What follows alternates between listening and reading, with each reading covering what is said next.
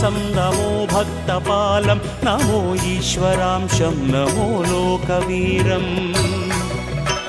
नमो भक्तचिन्तामणिं गदापाणिं नमो मारुतिं रामदूतं Namami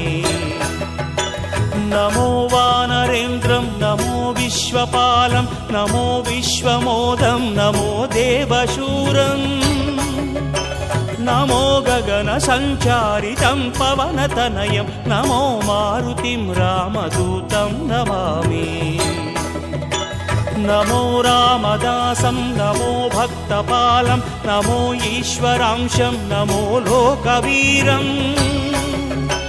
नमो भक्तचिन्तामणिं गदापाणिं नमो मारुतिं रामदूतं Namami